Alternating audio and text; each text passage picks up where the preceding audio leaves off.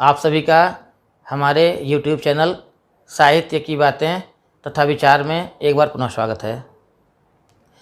इस समय हम लोग संस्कृत व्याकरण के अंतर्गत भाषा विज्ञान से संबंधित प्रश्नों के उत्तर देख रहे हैं। आज मैं आप लोगों के समक्ष वर्णों के उच्चारण स्थान से संबंधित कुछ जानकारियाँ लेकर आया हूँ।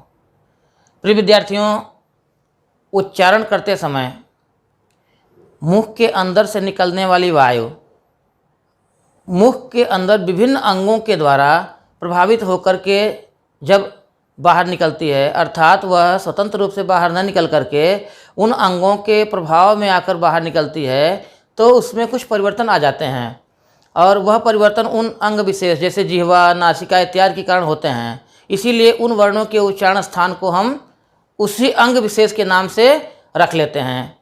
इसमें खास तौर से जिह्वा मुख्य भूमिका निभाती है। तो आइए देखते हैं किस प्रकार से वर्ण इन अंगों से प्रभावित होते हैं। पहला हमारा है कंठ।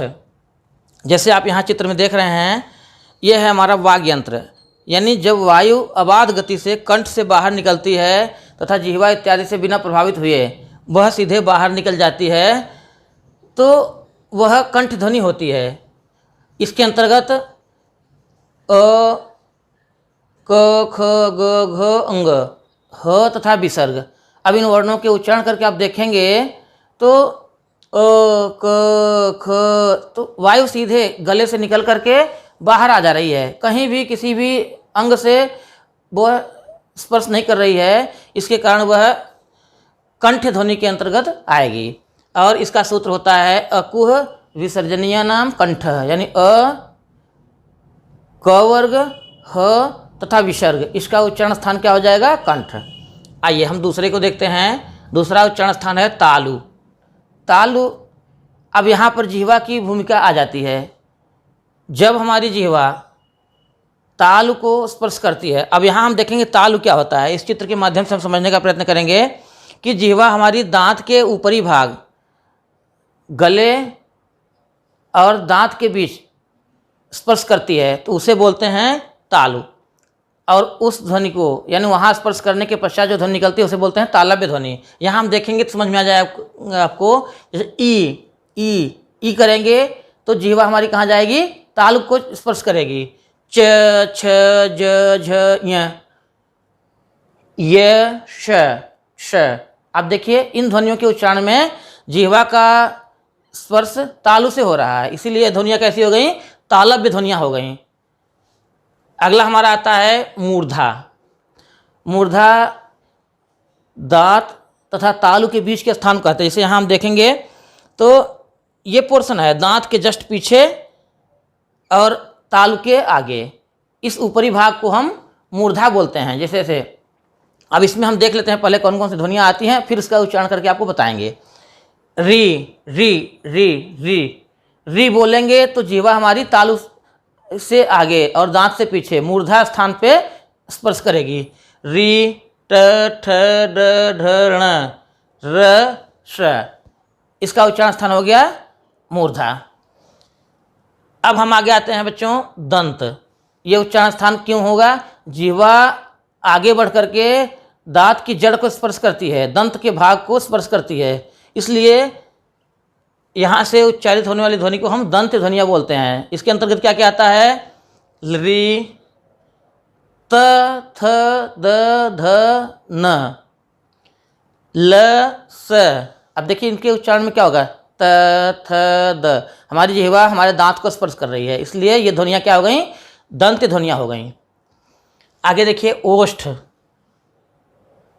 ओष्ठ में क्या होता है? इन ध्वनियों के उच्चारण में ओष्ठ की अहम भूमिका होती है। ये ध्वनियाँ कौन कौन सी हैं? उ, प, फ, ब, भ, म। अब देखिए प, फ, अब बिना होश को छुआए हुए आप प बोलिए, असंभव है, बोल ही नहीं सकते हैं। तो इन ध्वनियों के बोल उ, बिना ओष्ठ को गोलाकार बनाए हुए उ वायु को निकालते हैं कैसे? ओष्ठ को गोला बना करके। तो यह हमारा अवयव है, यह हमारे शरीर का अंग है जो ध्वनि के उच्चारण में सहायक हो रहा है, इसीलिए इसी अंग को हम ध्वनि का उच्चारण स्थान मान लेते हैं। तो इस प्रकार से ऊ पू पधमानिया नाम ओष्ठ, इसका सूत्र हो गया ऊ पू उपधमानीय नाम ओष्ठ। इसमें उपधमानीय एक शब्द आया हुआ है, इसको जरा समझ लीजिएगा। उपधमानीय क्या होता है? अर्ध व्यंजन की तरह होता है, अर्ध विसर्ग। यह अर्ध विसर्ग होता है, इसका उच्चारण स्थान भी ओष्ठ होता है। और ये ध्वनियाँ क्या कहलाएंगी? ओष्ठ ध्वनियाँ कहलाएंगी, यानी ओष्ठ द्वारा उच्चारित होने वाली। अगला हमारा आता है नासिका। बच्चों यहाँ ध्यान देना है आपको, ये ध्वनियाँ पहले 4 सूत्रों में आ चुकी हैं, 5 सूत्रों में ध्यान दीजिएगा। गणना नाम नासिका, यानी हर वर्ग का पंचम वर्ण, हर वर्ग का पंचम वर्ण इस समूह में आएगा। यानी नासिक ध्वनियों में हर वर्ग का पंचम वर्ण। वर्ग हमने आपको पिछले वीडियो में बताया था कि 5 वर्ग हमारे हैं, क वर्ग, च वर्ग, ट वर्ग, त वर्ग और प वर्ग। इन 5 ध्वनियों का, जैसे क वर्ग का अंतिम वर्ण है ङ, च वर्ग का अंतिम वर्ण है य, ट वर्ग का अंतिम वर्ण है ण, त वर्ग का अंतिम वर्ण है न, तथा प वर्ग का अंतिम वर्ण है म। तो ये 5 ध्वनियाँ हमारी यहाँ आ गई, ञ म ङ न। इनका उच्चारण स्थान क्या हो गया? नासिका। और ये ध्वनियाँ क्या कहलाएंगी? नासिक ध्वनियाँ। ये अगर पेपरों में आपका आता है और बहुविकल्पीय प्रश्न होता है, मान लीजिए नासिका लिखा हुआ है, यानी उच्चारण स्थान नासिका और कंठ दोनों दिया हुआ है, तो आपको ध्यान रखना है कि वहाँ पर नासिका के विकल्प पे आपको निशान लगाना है। हालांकि कंठ के वर्ग में भी आती हैं, लेकिन ये विशेष हैं, तो कंठ से हट करके भी हैं। ऐसा हम कह सकते हैं कि इनका उच्चारण स्थान अपने स्थान के साथ साथ नासिका भी है। जैसे य का उच्चारण स्थान हो गया तालु नासिका, म का उच्चारण स्थान हो गया ओष्ठ नासिका, अंग का उच्चारण स्थान हो गया कंठ नासिका, अण का उच्चारण स्थान हो गया मूर्धा नासिका, है ना, और न का उच्चारण स्थान हो गया हमारा दंत नासिका। तो इस प्रकार से हम देखते हैं कि वो ध्वनियाँ अपने वर्ग में तो आएंगी ही आएंगी, साथ में अगले वर्ग जो विशेष इसका है नासिका स्थान, वहाँ भी इनका हम इनकी गणना कर लेंगे। अब हम अगला आते हैं, कुछ संयुक्त ध्वनियाँ होती हैं, जैसे हमारी हैं कंठ तालु। इसका सूत्र होता है ए दैतो कंठ तालु। यहाँ ध्यान रखना आपको, गुण संधि में हम पढ़ाएंगे आपको कि ए कैसे बनता है, अ प्लस ई बराबर ए, और ए का ही दीर्घ रूप हो जाता है ऐ। तो यहाँ हम देखेंगे कि अ का उच्चारण स्थान होता है कंठ, ई का उच्चारण स्थान होता है तालु। तो इस प्रकार से इन ध्वनियों का उच्चारण स्थान क्या हो गया? कंठ तालु, यानी दोनों के योग से बन रही हैं, इसलिए इस उच्चारण स्थान में दोनों का बराबर योगदान होगा। अगला हमारा है कंठोष्ठ, ओ दौ तो कंठोष्ठ। इसको भी हम गुण संधि में देखेंगे कि अ प्लस उ बराबर ओ, अ का उच्चारण स्थान कंठ, उ का ओष्ठ, इसलिए दोनों का मिक्स रूप हो गया कंठोष्ठ। अगला हमारा आता है वकार से दंतोष्ठ, यानी व का उच्चारण स्थान क्या हो गया? दंतोष्ठ। व देखेंगे तो होष्ठ हमारे दांत पे आएगा, तब जाकर के व का उच्चारण होगा। तो इस प्रकार से यहाँ हम देख सकते हैं कि जब हमारी ध्वनि अबाध रूप से बाहर निकलती है तो इसका उच्चारण स्थान क्या हो जाता है? कंठ। कंठ से सीधे प्रभावित होकर के बाहर निकलती हैं। बाकी जिह्वा की विभिन्न गतिविधियां हैं तथा ओष्ठ का प्रभाव, इन सब के प्रभाव से हमारे उच्चारण में परिवर्तन होता है, और वही परिवर्तन उस उच्चारण स्थान के नाम से जाना जाता है।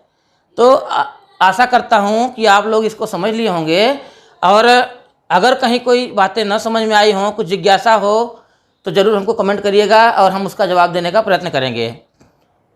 प्रिय विद्यार्थियों, हम अपने पिछले वीडियोज के लिंक इसके डिस्क्रिप्शन बॉक्स में दे दिए हैं। अगर आप लोगों ने उसको नहीं देखा तो ज़रूर वहाँ से उसको खोल करके देख सकते हैं, और इसमें आए हुए शब्दों को वहाँ से आप सीख सकते हैं। तब तक के लिए बहुत बहुत धन्यवाद।